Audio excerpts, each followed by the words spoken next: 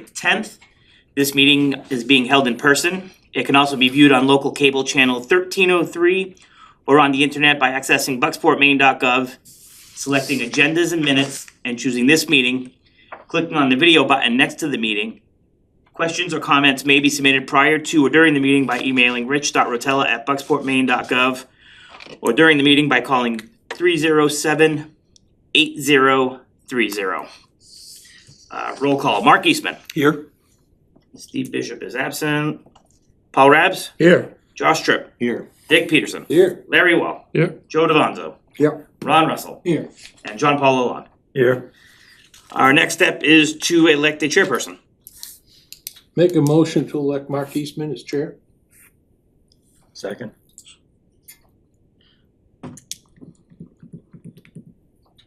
Are there any more nominations? Hearing no other nominations, can I have all those in favor of Mark being the chairperson? And none opposed? Mr. Chair, the gavel is yours. Okay. Item 3, approve December 2024 minutes. Does anybody have any questions or input?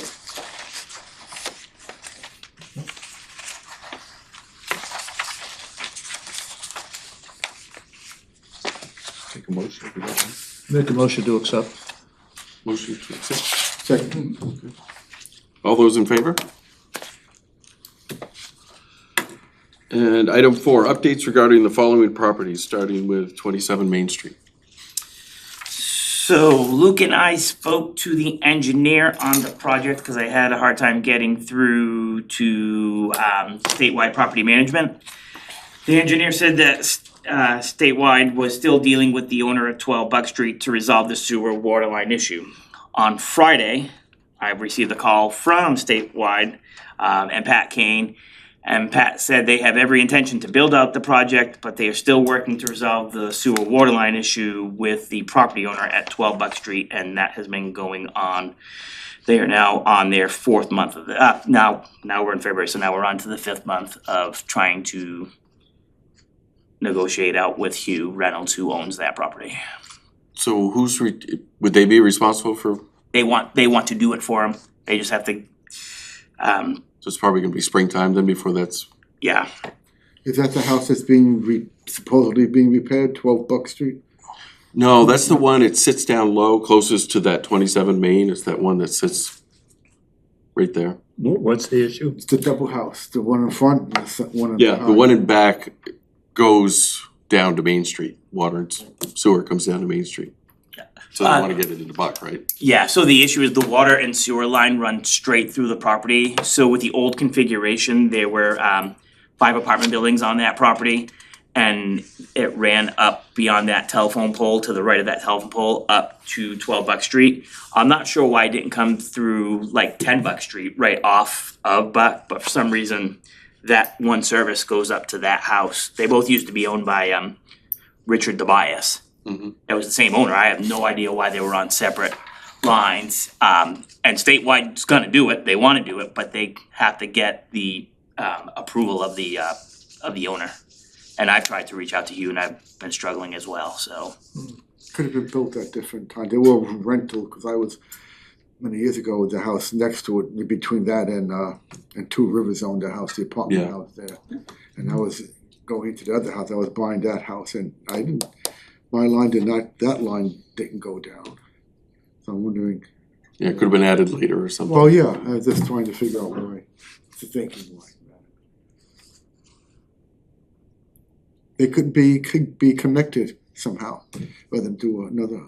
Well, I think if they did, I think what the goal is to do a pump up and get them into Buck Street.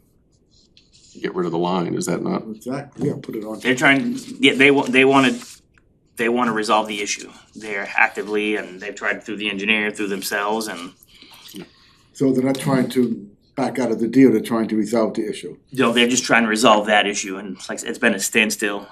This is now month number Good. 5. Is that because of the owner or? Yes, not communication, Oh, just communication. yeah. Oh, No, I don't think he's gonna fight for it. I mean, this would be an improvement to I wouldn't think his, so, it's not gonna cost him anything. right. So- But it's gotta be something to do with, it's obviously there, so if something happens, then of course they gotta be liable, and he needs to know he's leasing or renting out the property, so make the tenants aware and all that good stuff. And 75 Heritage Park Road? That is Josh Braley, who owns Down East Communications. Josh came in the office and met with me in January. We discussed the building company that he was working with, and they were working on designs. He messaged me today to state that designs are complete and he needs to work with Luke for getting onto the planning board agenda. So planning board's already happened for February, so it looks like a March planning board agenda. And item C, 95 Heritage Park Road? That is Scott Redmond, Redmond Electric Corporation. We had a little bit of trouble getting through with Scott. He's already been approved by the planning board. On his lot right now is a shed. He apologizes for the delay. He is submitting the building permit by the end of the month. As the snow melts, he's gonna get a bulldozer in to level the gravel on the site. He's gonna build this pad and stub up all the utilities in the pad. All the utilities have been approved and materials meet their specs. The concrete slab is going to be poured in late April or early May, depending on the weather, with all construction done by the end of August. Okay. And lastly, 106. So before we leave there, Sorry. so when's the boat and the stumps? As the snow melts, I'll get a bulldozer to level the gravel as the Okay, snow you've melts. seen what's in there. I was just up there today, confirming I was everything. just up there over the weekend, yeah, Yeah. okay. All right, moving on, 106 Heritage Park? Yes, so this is a double lot, so the lot without the building has the address, the lot with the building doesn't have the address, so that was, so Mike's initial proposal to this committee and to the council was for the trucking building. And then on the other lot, for a storage, unit building.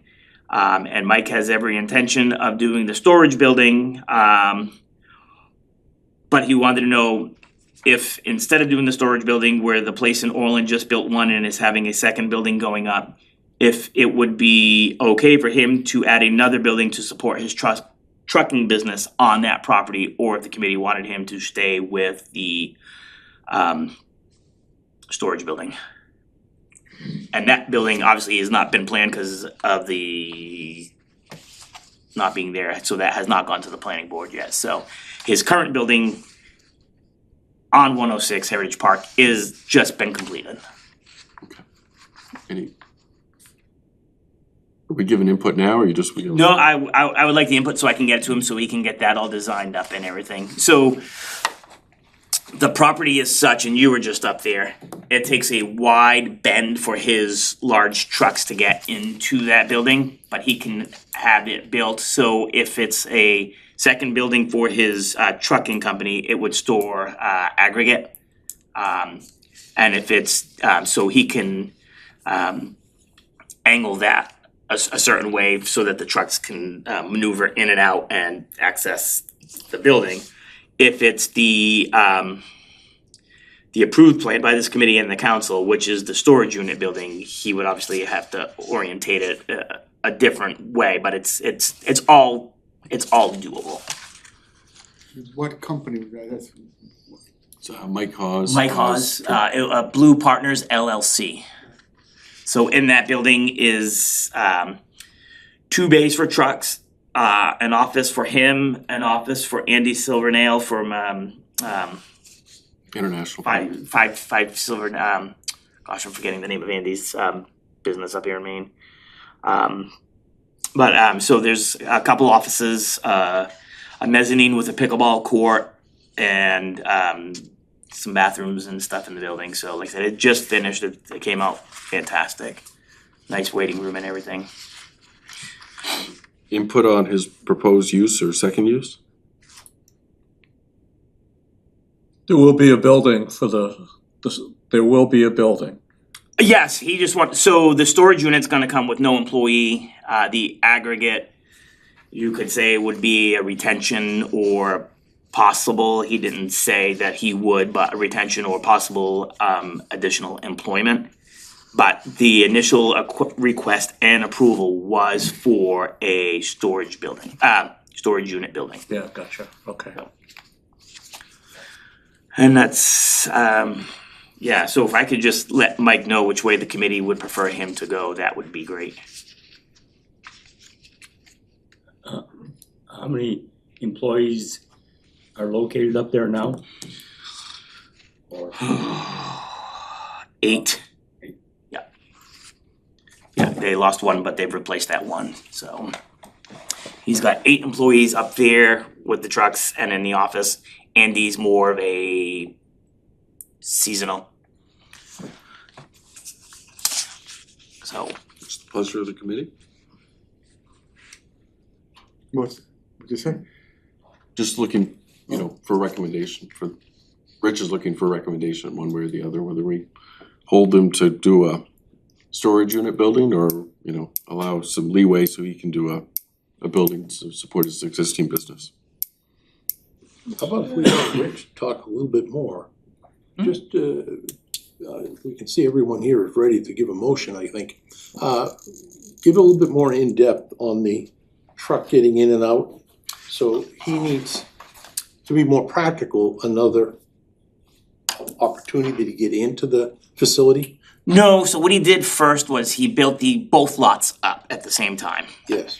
And the way that the building was orientated next to the property line to his right, which is Greenhead Lobster, and because of the size of the trucks, he's using both lots now for the trucks to access the building. Right. So if the committee said, for example, no, we want you to do the storage unit and we really like the 2 lots to be separate, his trucks can't do that. So, the orientation he may have presented to the committee on the way the storage unit building would be orientated is not necessarily the way it will be at this point because of the need for the trucks to swing in because of the capacity of them. So this would make it easier for the trucks to get in there? It would, I mean, and it still has no bearing, he would just, it's just that if you remember the orientation of the storage unit building, there's no guarantee it can be orientated that same way, which really I don't think we can hold him to it, cause he hasn't even gone to the planning board for their approval on it, it was more of a depiction and plan of what he wanted to do. The reason why I say it is cause he came to us for an agreement to do storage. There's the one that was just built in Orland, they're building a second phase. The storage unit building that the committee approved prior to his is currently vacant and has been vacant. And one of the partners broke off from that group, so there's also the fear of that's kind of not working right now, but maybe with different owners and different management styles, maybe it would work better. It's a different business plan altogether because they were doing storage for boats and RVs, and this is supposed to be for personal storage units like the We Store. What I would say, what little I know about the storage units, it's a pretty laid out scientific plan. If they get overbuilt in the market, you'll end up with, failing businesses. And he's right, if the units are more than the market, they've been around so long and studied so much, there's a formula for them, and if you exceed that, you're gonna fail. And you've got the antique mall, that's a pretty big operator over there, so there's a lot of There's a bunch in product, so Bangor, to speak, around. there's a bunch in Bangor that they built too. Right, it's sort of like, when Wardwell's was here by themselves, you couldn't get one. Yeah. Right. Not the case anymore. Yeah, I don't have an issue with So why it. would we stick somebody with, This aggregate building, is this just gonna be a shed where they store product in it, or is it gonna have a garage for the trucks and stuff? You would see everything like I would. It would come through the planning board. It would come through the planning board, Oh, but I would make okay. sure you guys had access to what it would be. So, like I said, he asked me, and the right thing to do is to come to this committee, cause this committee said Should we storage ask for units. more detailed plan then perhaps of Yeah, I can What- get that for Is the that- committee, if you would rather have a Makes more sense. detailed plan. Well, it's gotta go through the planning board and then whatever, so. Well, I think the motion would be, we'd be open to a change. Sure. Sure, yes. Did you just make that motion? Yeah, I make a motion that we would be open to a change of building plans for that lot. Second. Okay, we have a motion and a second. Any other comments, questions? All right, all those in favor? Opposed? Motion passes. Thank you. The other one I didn't have on there was Dave's Auto, which is across the street from that. And if you haven't been up there, that's a sharp looking building. They've done a fantastic job. And he's almost done with the inside. Oh, good. Okay. Moving on to item 5, list of any goals for the committee for 2025. Does anybody have any? Well, I just think that in a couple weeks here, the council just met last week. Put a bunch of things out on the table. They're gonna be different categories ranked, one being the highest priority down through 5, the first 5, maybe there'll be more. I think those are gonna be coming along. The ones that have a lot of immediate timeliness associated with them, the dam, you know, that's all up at the top of the list, that type of thing. So I wish we knew more about down by the, I just look at that area down by the power plant as being one of the most viable in the whole state of Maine right now, with power, natural gas, electricity, Absolutely. water, rail, Maybe trucking 18 miles away. Maybe one, yeah. You know, it's just, I know I sound like a commercial, but geez Louise, so I'm just hoping that, Do you wanna throw the mill site, the undeveloped portion of the mill site onto this list? yeah. Yeah. That's where I was heading, thank you. Anyone else?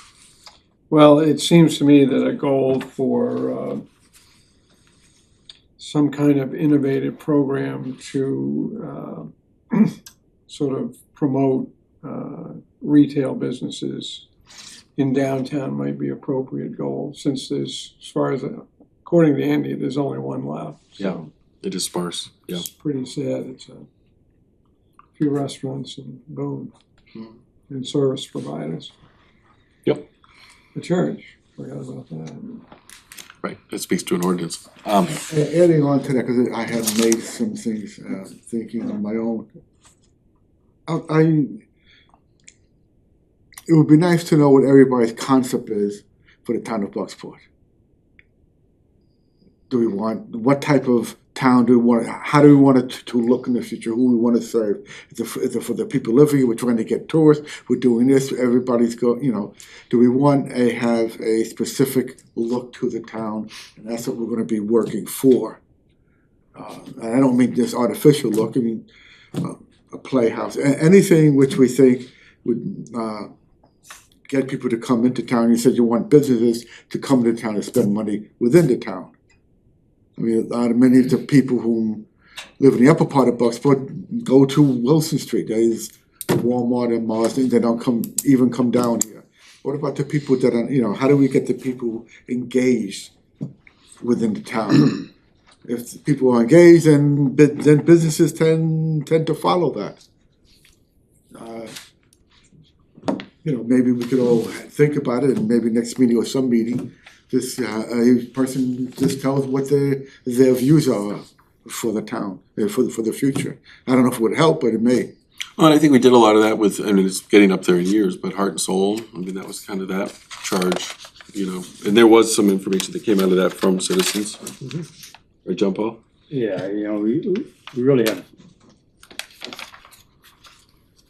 at a minimum, 3 documents that have been done in the last 10 years. Yeah. Got the comprehensive plan, got Heart and Soul, got the ADAPT plan, and there's probably more to the list that. Yeah. We did a marketing study, that's for, there's probably more than that. So I would say a goal of the committee is to review those, either in committee form or individually, because they already exist. Good.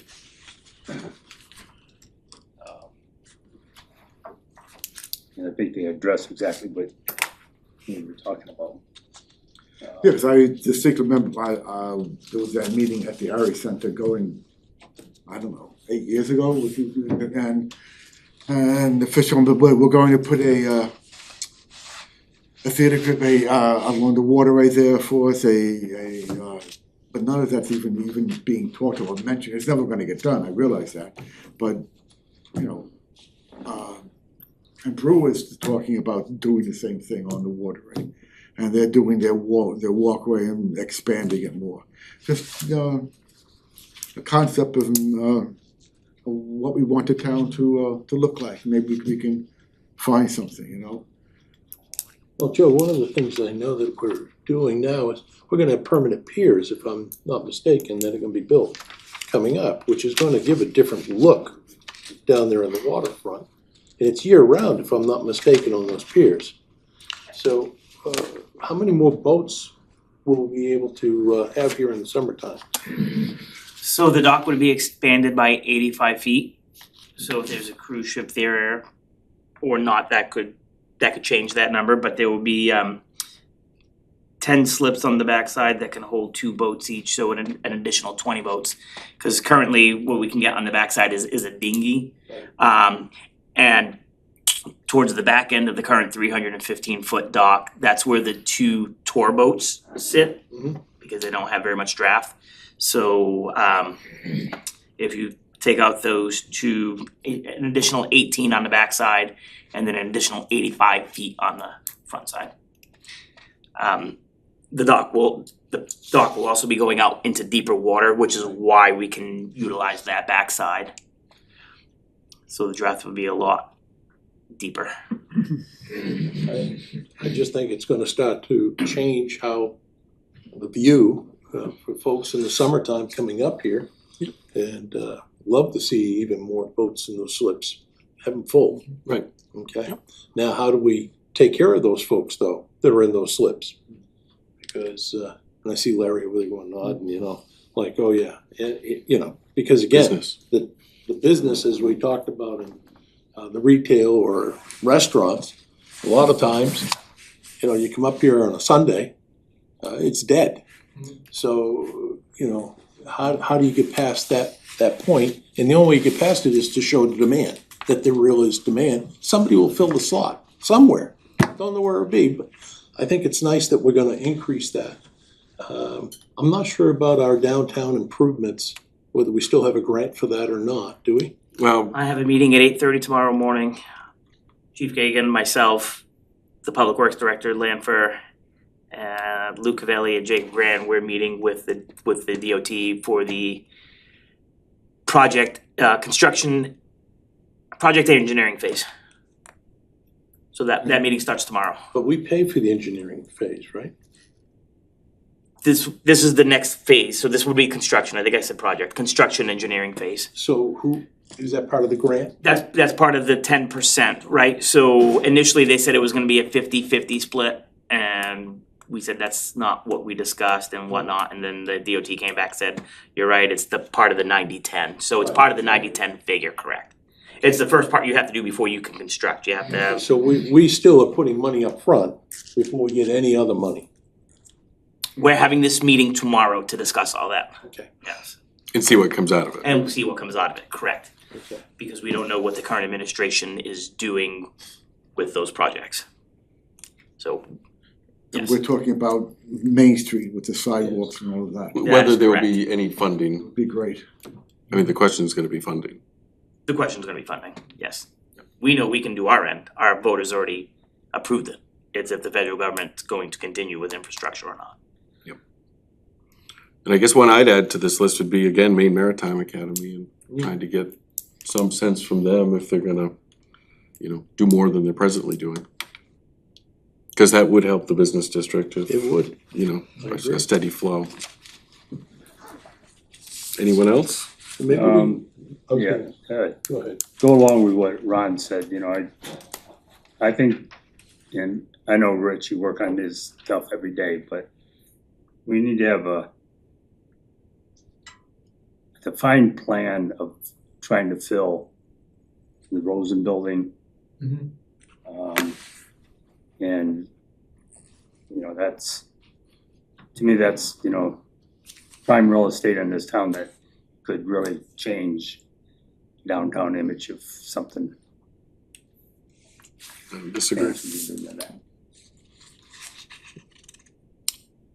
Anyone else? I was looking back at my notes from when Dr. Brennan came in here, Yeah, and this is back in December of 2018. He had hoped for year one, 600 students, year two, 800, year three, 1150, year four, 1500, and year five, I don't 2 know, years ago, I 2500. don't know that we're anywhere near that. Nowhere. So, Well, I think what happened, a lot of it was that, you know, COVID came along and it turned into, it's what offerings they do is, I think it's mostly Online. taken up online. There's some truth About to that. 95% of it is online. So you'll get the firefighting stuff with the new fire suppression building that was built after the fact. Mhm. And then people from the academy and the local fire departments that visit. Our public safety does trainings there. The state fire marshal's office was in there, but now they're out. I think they're in Brewer now. So yeah, that's, has our department actually done training over there, do you know? I heard they've been there. I'm not quite sure what they've done. It may not be okay, the actual fire side, but they've been there for different types of trainings. The town employees have been there for different training as well. Gotcha. I think the thing is, most of it's gonna be day training, you know, it's just no overnights and. You think, is that just across the board with maritime training? All of it's going online now? I can't speak for at large. I mean, I know that my brother-in-law many times had to go to Texas. And, Right. You know, they still do some longer training in the summer, but they do it down at the academy. You know, they have housing there. Right. Okay. Mentioned the Rosen building, but what about the old bank? Is anything ever going to, the brick building, right? I mean, it's sold to Matthew Cunningham. Nothing has been said about it from the fellow. He's not been in front of the planning board or anything. But hopefully. So these are all good. I'm sorry, go ahead, John Paul. I was just asking, what's status of next door here, the restaurant?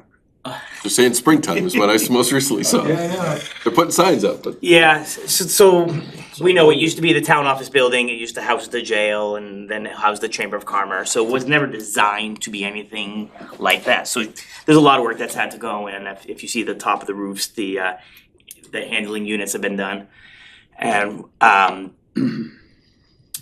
two things.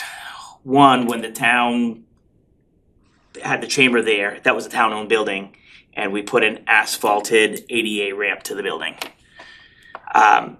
She eliminated the ADA access to her building, and legally she has to have ADA access to that building.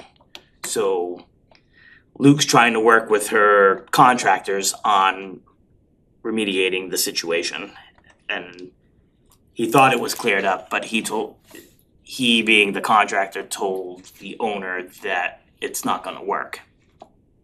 So she has to make it work somehow. And the second thing that happened while Luke was out was the grease trap was put in down below. And there should have been one for sewer and one for grease, cause they both can't go in the same, and there's one pipe, so everything goes into one, and you can't do that either. so they gotta dig it back up. So they have to dig it back up. That's great. How could a contractor? So in the spring. sounds like he knew it, tried to hide it. Well, I didn't say that. Luke had to fix a few things over there from that contractor. Where does the grease actually go? This is gonna, I had an intern at Bucksport High School and plumbing was his thing in a poor boy style. You would have like somebody like Gene Barry or somebody come out and suck it out, right? Because they're on sewer. A tank. Yeah, that holding tank. Thank you. Yes, a holding tank. That's where that goes into. So it had to be like a certain amount of weight so that a dumpster could go on top of it. And Luke's dealing through all these issues with the property owner right now. Hopefully by spring. I have one last question. Whole Oceans obviously isn't doing anything. Belfast, they decided not to do the salmon farm up there. Has there been any movement to bring it down here by any chance? They left. They went, the principal owners, the Nest went up to Millinocket for that project up there. And today on the Bangor Daily News, about 2 hours ago, the Belfast, they're putting that site up for sale for $2 million. It's on the market now. Yeah, 53 acres for 2 million. yeah. Well, there you go. So we all learn. What's on the market now for 53? The site that Belfast? Nordic was Oh, gonna go on. gotcha, okay. Any other items for a list of any goals? Just an explanation or just a concept. I know, and it's not anything negative. The other meeting was talked about during October having corn stalks out because to make Bucksport more. During Halloween? Yeah, During and October. do it for the whole month. It was the whole concept. And I don't see how it's going to bring in tourists, but okay, that's why I abstained from voting. For the holiday season, Bangor had a huge thing with their tree lighting and the lights, and they even kept the street lights during most of January. Same thing in Belfast, they had a big thing with a tree. And no one seemed to be afraid to have lights or a tree or anything negative aspect associated as if the town is supporting a specific religion or anything. It is a concept of enjoying the people who live there, and people who enjoy the concept of even seeing a tree lit or lights. It doesn't have to be a tree. In Searsport, I went to the artist there that he made a menorah for their holiday season, and it went right in the middle of town, and it was a big lighting, and it was still up for a month later. Up in Bangor, I went there, the Orthodox temple, I was invited, I went there. I think it's the second or third year, they have a huge one, they put up the fire department from Bangor comes with their ladders, and they help them put it up, and they put the rabbi on there and put him up there, and he lights up the candles. And there's never any conflict. And here we had wreaths, half of which were lit or not lit or lit halfway.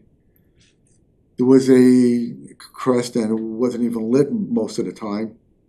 I was just wondering, isn't something more, are we afraid to do anything lit, or is it just, No. I know there was that concept, the fellow a few years ago but he didn't even live in the town, and I hope the town isn't being held hostage by one person. Nope. So the issue with some of the reefs on the trees, on the poles, is some of the poles outlets are dead.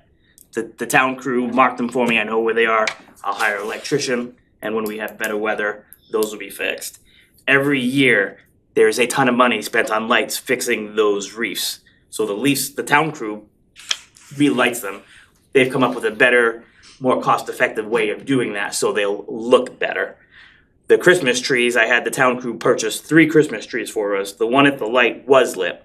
It wasn't as big as I would have liked it to have been, but I also didn't go out there with them, so. Right, so they got that up. Larry helped me, we put the lights on the tree. My measurement skills are absolutely awful, that's on me. I figured 21 feet of Christmas lights would have fit an 8-foot Christmas tree, but apparently we needed 42 miles of Christmas lights for that. The manger and the 2 Christmas trees over at the Jed Prouty, they control the power. Right. And if they won't let me turn the power on, I can't turn the power on, and that's what that issue Private was. property, So the understood. town's not cowering to anybody, it's just that, again, there's one person in the job trying to maintain and get all these things through, and when there's resistance from property owners that their electric bill's high and they don't wanna turn the power on, the town doesn't have any leverage except we'll pay your electric bill, and quite frankly, I don't wanna pay the electric bill for that building next door. I'm We'll find trying out to another work- way. I'm trying to work something out with the Methodist Church, cause they have that property now, the triangular property is theirs, I Mhm. believe. And they put up a large tree, Mhm. and I'll use solar powered lights, so there wouldn't be anybody's bill. It would be a charger on each strand, and that would be that, and rather than a light tree, I had a design of building of a metal and wire cables and doing a tree down with that and putting up these lights. So we could do 100 feet, could do 50 feet, 25 feet. And it would look kind of nice coming into town, I think, without anybody, feeling a total religious aspect. It's just a holiday concept. And it could be up for a while, the way Searsport has their town for almost, a couple of weeks, and Bangor and Belfast too. So we could sort of be in line. Yeah, well, I don't like to be in line because before we used to take them down in March. And when you get money from the federal government and they come into town and say, we just gave you $200,000, do you think you can take them down now? I'm not even kidding, John Paul will tell you. Oh, we had this conversation more than once. Yeah, it's been more than once. So I made the decision myself that based on the way the weather was working at the beginning of January, that I wanted them down early. Because I still drive through towns that still have them up, and it does look tacky as hell. Yeah, So at this time of the year, we don't need it. That was a decision for me. I paid for the lift. I had the guys take the stuff down, and they came down early. If the committee prefer to have them up longer, we can play the game where you deal with the weather, and then they're up. I mean, they wouldn't be coming down anytime soon. No, use your judgment. We don't own the equipment. We have to rent the equipment. So, my opinion is something like Christmas tree lighting is something that doesn't need to be 100% fall on Rich's lap. That should be a community project Exactly. that some Yeah. group takes on. Larry used to do that, and Andy and I did that. yeah, and so if you can form a group and want to do it, I'm sure if you came with a good plan, you get the support. It's nothing that we should say, well, that's the town's responsibility to do it. Yeah, 'cause last year, Bucksport Bay Business Coalition did it. But Terry reached out that she did not wanna do it this year, so it's a lot of it's a lot of work. It's finding the volunteers, it's finding someone that can deliver a tree, pay for the tree. I'll take ownership of the tree. I said, yes, I would like one larger than the ones that go over there. I wasn't very specific. Anything over 5'6" is tall to me, so. Then put one back. I don't say this doesn't look for credit, but the S'mores Lounge is a classic example of that. We got a group of people who were interested in it, and we ended up with 300 people down there, and lights down there that stayed up until when? I took them down after New Year's. And so, I will point out a couple of other things, not to be a Debbie Downer on it, but one of the problems with Christmas lights, and I know only too well, is they look great when they're up. It's a lot of work. You freeze your hands off doing it. You always regret, why didn't I do it there the week right before Thanksgiving? It was nice and warm. That's not the way. You gotta wait till the snow's flying and everything else. But the real problem is, what do you do with them afterwards? Storage is a gigantic problem for all these ideas. And then it's not just storage, it's when you take them back out, you spend umpteen amount of time getting them to work again. Yep. I will say this, I mean, I've stored that stuff I've got and collected it for a long time. But I've gotta talk with you, Rich, because, this is the time of year to do it. I'm probably gonna have to not do it next year because I didn't put up any lights at the house. And, you know, I got some grief for that. But now's the time of year to buy them. I don't think the expense would be that much. I think what you could do fairly inexpensive, and I bought some of those strings of LED lights, the little kind of teardrop ones that you can drive over with a truck, so they last.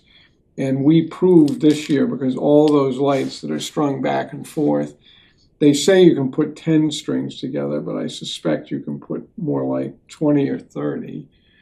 And they're pretty easy to put up.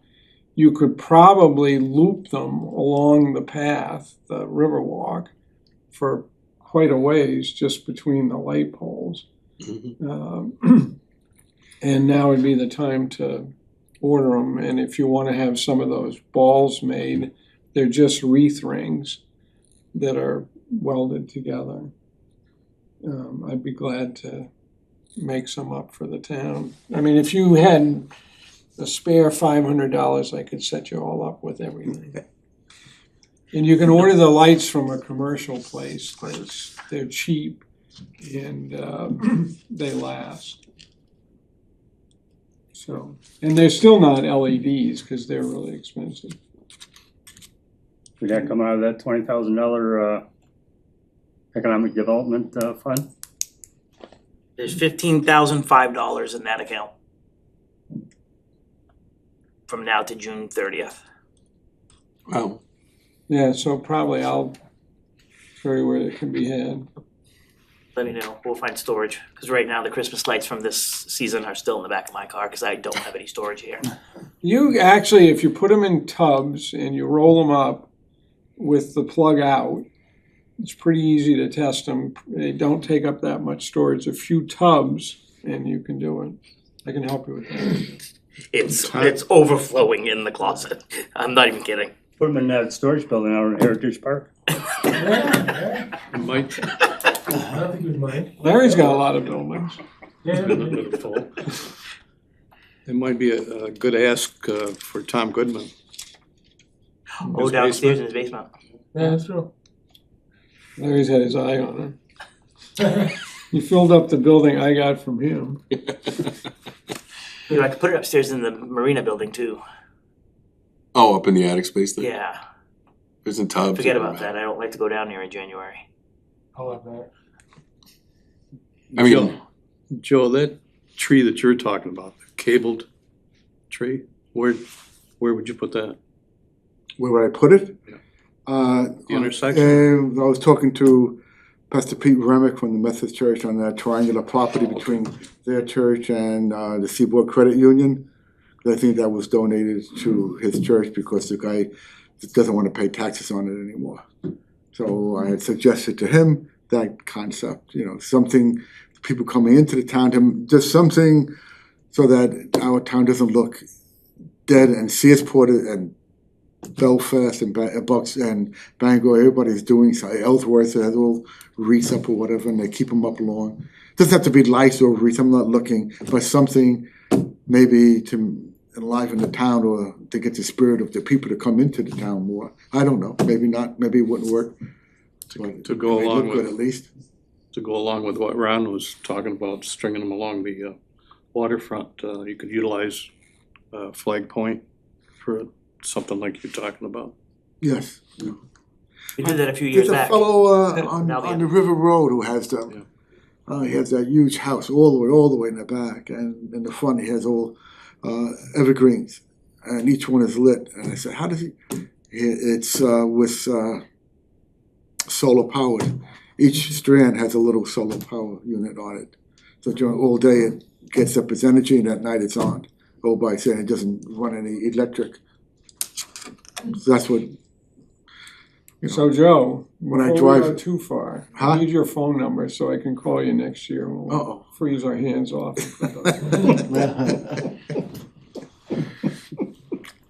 I have to get permission first to do it on the property. It was just an idea, I'm working on something, I don't know. George paid the bill for all those lights being on. Never made a sound about it. And in fact, the menorah up in Bangor was put on the library property, which I thought, you know, the city-owned property, and nobody complained up there either, which is kind of, you know, they're supposed to be very progressive town, and you would think that maybe they wouldn't want that, and yet they didn't, which was a surprise to me. And you've still got the space up here where we had a big tree Yeah, right here. Right out here, yeah. that was a great place for it. All right, any other, or is that it for list of goals? Kinda took a winding turn, but, item 6, discussion items not on the agenda for committee and public. We can start with the public. Steve, you got anything? Yes, sir. Hey, folks. As I've mentioned before, we need to advertise the crap out of those EV chargers. More and more people are using EV chargers every day. I've been doing, like watching PlugShare, like on a daily basis, and more people are buying electric cars and using the public chargers. And we need to do something that will bring the people to businesses, to our waterfront, to eat, maybe do something, and while their cars are charging. And it's a golden opportunity. And like I said before, it'd be kind of nice to have a TV commercial that says, "Come and charge in downtown Bucksport." While you do that, go down to get some ice cream, walk the waterfront, yada yada yada. We need to do something because this summer is going to be the busiest e-tourism season. So I think that we need to really buckle down and try to at least get some news stories done. I try my best to advertise Bucksport, and every time I see someone charging at the stations, I'll take a picture and put it on PlugShare. And I mean, it's good advertisement, but we need to do more in order to bring the people here. I mean, it's a real gold mine. So, Thank you. Anyone on the committee? No? Okay. I've got only one thing. I'll be hosting a business roundtable, planning for 2025 at 8 AM in the council chambers. Oh, that'd be great if I would put the date on there. For the Monday that I come back from vacation, Monday, the 24th of February, for Bucksport business owners and people who like to plan to share their thoughts for the upcoming tourist season. And breakfast will be provided wow. Where's this? right here. What time? 8 AM on a Monday. Most businesses are closed on Monday, so that seemed to work well. Main Street Bucksport used to do a monthly meeting on Mondays at 8 o'clock at different locales. So we haven't been able to do anything like that for a little while. So I'm gonna try to bring back some different programs and stuff like that. Is the public available to come in and voice their ideas? It's a public building. Okay, cool. All right, if there's nothing else, next meeting would be March 10th, and that will be a specific meeting, right? That will be the meeting for the funding of the groups. Funding of the Groups that come to Outside. the committee asking for money, Friends of Fort Knox, Brown Hall, Wednesdays on Main. Wednesdays on Main. Ghostport, I think, is gonna come here this year. What I tried to do is the folks who were asking for money out of the $20,000 fund, get them to be proactive. So what that does is it ensures they're gonna do an event, and then if we get that 20,000 again from the council, if they wanna do another event, then they create something different, and then that provides more opportunity. But if we just leave that 20,000 for them to come, they're gonna do the one thing, so let's try to get more out of them. Sounds good. Nothing else? Item 8? Motion to adjourn. Okay, you got a motion? Second, all those in favor? All right, thank you, everyone. You're looking at me, I'm trying to put that camera.